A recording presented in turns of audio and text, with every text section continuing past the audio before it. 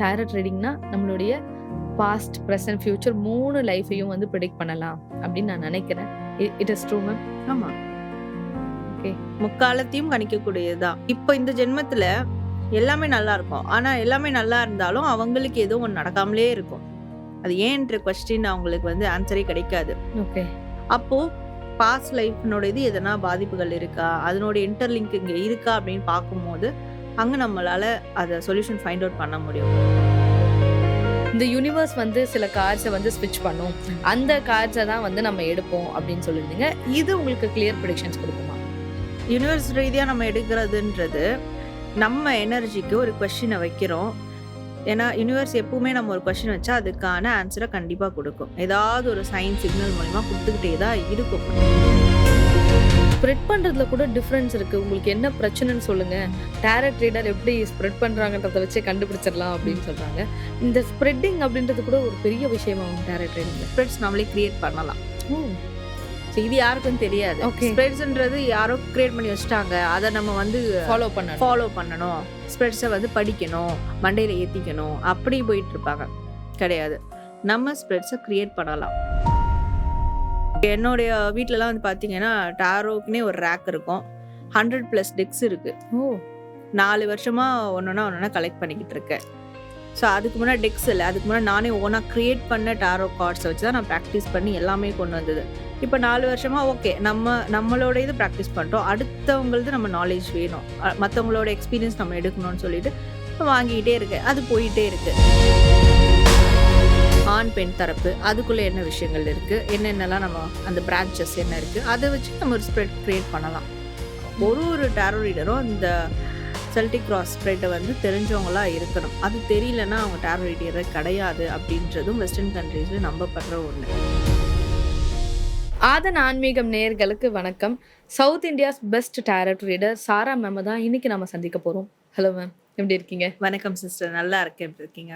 நல்லா இருக்கேன் ma'am. Target reading அப்படின்னும் பொழுது எனக்கு என்ன சந்தேகம்னா, அந்த பார்க்குற பர்சன் அவங்க கையால் எடுக்கும்போது அந்த எனர்ஜி வந்து கரெக்டாக இருக்குமா, இல்லை நாம் அந்த கார்டை எடுக்கிறது கரெக்டாக இருக்குமா, இல்லை யூஸ்வலாக டாரட் ரீடர் நீங்கள் என்ன பண்ணுவீங்கன்னா, இந்த யூனிவர்ஸ் வந்து சில கார்ட்ஸை வந்து ஸ்விட்ச் பண்ணும், அந்த கார்ட்ஸை தான் வந்து நம்ம எடுப்போம் அப்படின்னு சொல்லியிருந்தீங்க. இது உங்களுக்கு கிளியர் ப்ரெடிக்ஷன்ஸ் கொடுக்குமா?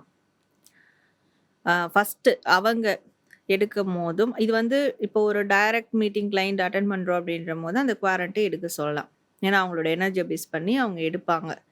ஆன்லைனில் நம்ம பார்க்குறோம், ஏதோ அதர் கண்ட்ரியில் பார்க்குறோம், கண்டிப்பாக நம்ம தான் எடுக்க முடியும். அப்போது ஒரு டாரோ ரீடர், பெஸ்ட்டான டாரோ ரீடராக இருக்கணும்னா அவங்க ஒரு பெஸ்ட்டான ரிசீவராக இருக்கணும், எனர்ஜி ரிசீவராக இருக்கணும். அப்படி இருந்தால் மட்டும்தான் அவங்க எனர்ஜி நம்ம ரிசீவ் பண்ணி அவங்களுக்கான கார்ட்ஸை நம்ம கையால் எடுப்போம். அது ஆட்டோமேட்டிக்காக வரும். அந்த கார்ட்ஸும் வந்து அதுக்கேற்ற மாதிரி நம்மளுக்கு மோல்ட் ஆகும், கனெக்ட் ஆகும். ஸோ இது எல்லாமே இருக்குது. யூனிவர்ஸ் ரீதியாக நம்ம எடுக்கிறதுன்றது நம்ம எனர்ஜிக்கு ஒரு கொஸ்டினை வைக்கிறோம். ஏன்னா யூனிவர்ஸ் எப்பவுமே நம்ம ஒரு கொஸ்டின் வச்சா அதுக்கான ஆன்சரை கண்டிப்பாக கொடுக்கும். ஏதாவது ஒரு சைன் சிக்னல் மூலிமா கொடுத்துக்கிட்டே தான் இருக்கும். நம்ம எந்த அளவுக்கு அதை ஃபைண்ட் அவுட் பண்ணுறோன்றது தான் நம்மளோட கெப்பாசிட்டியை பொறுத்தது. யூனிவர்ஸ் வந்து எப்பவுமே கொடுக்கும். ஸோ அப்போ என்னோட எனர்ஜி இப்படி ஒன்று இருக்குது, அவங்களோட எனர்ஜி நான் ரிசீவ் பண்ணியிருக்கேன், இதில் ஒரு ஆன்சர் வேணும்.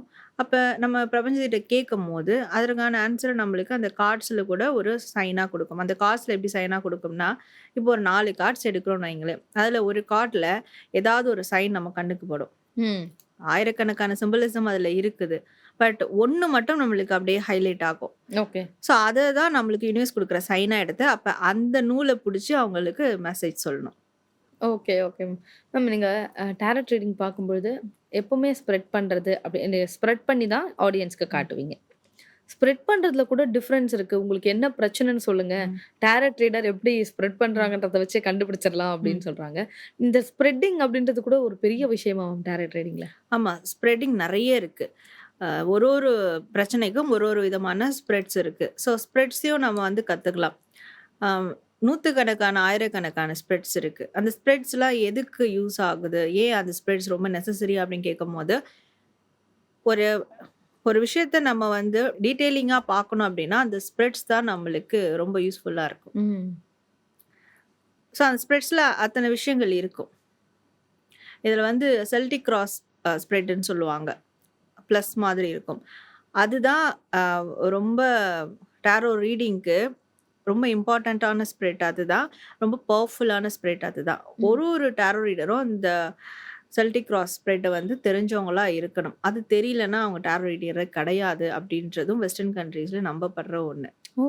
ஓகே. அந்த ஸ்ப்ரெட்ல நம்மளுடைய வாழ்க்கையில இருக்கக்கூடிய ஹோல் ஆதி முதல் அந்தம் வரை அந்த ஸ்ப்ரெட்ல எல்லாமே வந்துரும்.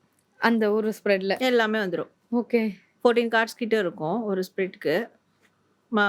10 to 14 வரைக்கும் நம்ம அத வந்து எடுக்கலாம் அந்த ஸ்ப்ரெட்க்கு. எல்லாமே வந்துரும். நம்ம அதுக்கப்புறம் நம்ம கேட்க கேள்வியே இருக்காது. எல்லாமே வந்துரும்.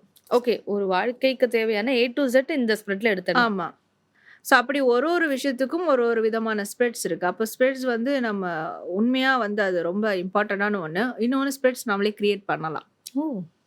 ஸோ இது யாருக்கும் தெரியாது. ஓகே. ஸ்ப்ரெட்ஸ்ன்றது யாரோ கிரியேட் பண்ணி வச்சுட்டாங்க. அத நம்ம வந்து ஃபாலோ பண்ணணும். ஸ்ப்ரெட்ஸ வந்து படிக்கணும், மண்டையில ஏத்திக்கணும், அப்படி போயிட்டு இருப்பாங்க. கிடையாது. நம்ம ஸ்ப்ரெட்ஸ கிரியேட் பண்ணலாம். ஸோ அடிப்படையில இருக்கக்கூடிய இப்போ ஒரு ரிலேஷன்ஷிப் இஷ்யூன்னா, ரிலேஷன்ஷிப் இஷ்யூல என்னென்ன விஷயங்கள் இருக்கு?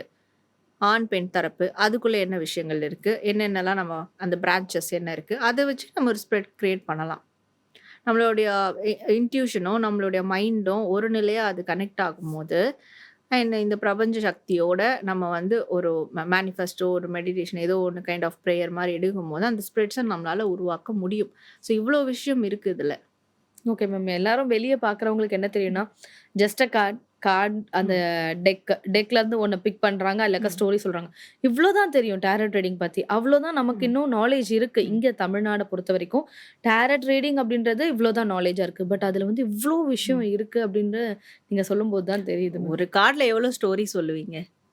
மேக்ஸிமம் ஒரு 3 to 5. அதுல ஸ்டோரி சொல்ற மாரியும் இருக்காது. நீங்க கார்ட்ஸ் ஆமாமா. ஏதோ பார்த்தீங்கன்னா. இன்சிடென்ட்ஸா இருக்கும். அவ்வளோதான். யாரோ உட்காந்துட்டு இருக்காங்க, யாரோ ஓடிக்கிட்டு இருக்காங்க, யாரோ இத பண்ணிக்கிட்டு இருக்காங்க. அவ்வளோதான் இருக்கும். ஸ்டோரியும் இருக்காது. அப்ப எப்படி அந்த ஸ்டோரி சொல்றோம்? அதுவும் டிஃபரெண்ட் கைண்ட் ஆஃப் ஸ்டோரி ஒரு கார்டுக்கு இருக்குன்னா, அது எப்படி வருது? இதுக்கு படிப்பு இருக்கு. ம். இதுக்கு நம்ம உட்காந்து படிக்கணும். அதுக்கு நெறைய விஷயங்கள் இருக்கு. கோ த்ரூ பண்ணணும். நம்ம லைஃபோட எக்ஸ்பெரிமென்ட் பண்ணணும். லைஃபோட கனெக்ட் பண்ணணும். இதெல்லாம் பண்ணி முடிச்சா மட்டும் தான், அந்த ஒரு கார்ட்ல எடுக்கக்கூடிய 10 விதமான ஸ்டோரி நம்மளால எடுக்க முடியும். 100 விதமான ஸ்டோரி கூட எடுக்கலாம். ஓகே. இது எல்லாமே இன்ட்யூஷன் ரிலேட்டட் தானே மேம். ஏதோ ஒரு ஸ்பிரிச்சுவல் எனர்ஜி கைடன்ஸ் இருந்தா தான் நம்மளால இத பண்ண முடியும். இங்க இன்ட்யூஷன் எங்க ஒர்க் ஆகும் அப்படின்னு பார்க்கும்போது, கார்டுக்கு நம்ம வந்து லேர்ன் பண்றோம். இந்த கார்ட வச்சு எத்தன விதமான ஸ்டோரி கிரியேட் பண்ணலான்றது நம்மளுடைய லேர்னிங் ப்ராசஸ்ல வரும். இந்த ஸ்டோரிலாம் நம்மளுக்கு தெரியணும்னா, கண்டிப்பா அதுக்கு லேர்ன் பண்ணணும். லேர்ன் பண்ணோம்னா, ஒரு கார்ட வாங்கி, ஒரு புக்லெட்ட மட்டும் வாங்கி லேர்ன் பண்றது கிடையாது. இப்ப நான் எப்படி லைப்ரரி சொன்னேன். ம். அந்த மாரி நெறைய விதமான கார்ட்ஸ் நம்ம பர்ச்சேஸ் பண்ணணும். நெறைய விதமான ஆத்தர்ஸ் இருப்பாங்க. அவங்களுடைய நாலேட்ஜ் அதுல ஷேர் பண்ணிப்பாங்க. அதுல அவங்களுடைய எக்ஸ்பீரியன்ஸ் ஷேர் பண்ணிப்பாங்க. இப்போ ஒண்ணும் இல்ல. எக்ஸாம்பிள் நான் வந்து ஒரு முருகர் கார்ட் கிரியேட் பண்ணியிருக்கேன். ஆமா. அது அது ஒரு உங்களோட ஹீலிங் ஆமா. Power and இன்ட்யூஷன்ல. புக்லெட்டோட குடுக்குறேன். புக்லெட்டோட. ஆமா. Okay. Both English and Tamil புக்லெட்டோட குடுக்குறேன். அந்த புக்லெட்லயும் என்னுடைய எக்ஸ்பீரியன்ஸ் இருக்கும். ஸோ அப்ப அந்த புக்லெட்ட படிக்கும்போது, அந்த கார்ட்ஸ அவங்க வந்து யூஸ் பண்ணும்போது, என்னுடைய எக்ஸ்பீரியன்ஸ் அவங்களுக்கு ஷேர் ஆகுது அங்க. ம். அந்த ஒரு நாலேட்ஜ் அவங்களுக்கு கிடைக்குது. அந்த மாரி டாரோ கார்ட்ஸ்லயே நெறைய லட்சக்கணக்கான ஆத்தர்ஸ் இருக்காங்க. லட்சக்கணக்கான டாரோ டெக்ஸ் இருக்கு. ஸோ அதெல்லாம் ஒண்ணொண்ணா நம்ம கலெக்ட் பண்ணி வாங்கி நம்ம வந்து பிராக்டிஸ் பண்ணும்போது, நாலேட்ஜ் வந்து இன்கிரீஸ் ஆகிட்டே இருக்கும். ஓகே. இப்ப என்னுடைய வீட்லலாம் வந்து பார்த்தீங்கன்னா, டாரோக்குன்னே ஒரு ரேக் இருக்கும். 100+ டெக்ஸ் இருக்கு. ஓ! 4 வருஷமா ஒண்ணொண்ணா கலெக்ட் பண்ணிக்கிட்டு இருக்கேன். ஸோ அதுக்கு முன்னாடி டெக்ஸ் இல்ல. அதுக்கு முன்னாடி நானே ஓனா கிரியேட் பண்ண டாரோ கார்ட்ஸ வச்சு தான் நான் பிராக்டிஸ் பண்ணி எல்லாமே கொண்டு வந்தது. இப்ப 4 வருஷமா ஓகே. நம்மளோட இது பிராக்டிஸ் பண்ணிட்டோம். அடுத்தவங்களது நம்ம நாலேட்ஜ் வேணும். மத்தவங்களோட எக்ஸ்பீரியன்ஸ் நம்ம எடுக்கணும்னு சொல்லிட்டு வாங்கிக்கிட்டே இருக்கேன். அது போயிட்டே இருக்கு. ஸோ அப்ப அந்த நாலேட்ஜ் நம்மளுக்கு வேணும். அப்ப இது ஒரு படிப்பு. ஓகே. அறிவு வளர்த்துக்கக்கூடிய எந்த ஒரு விஷயமா இருந்தாலும் அது படிப்ப சார்ந்தது. கல்விய சார்ந்தது தான்.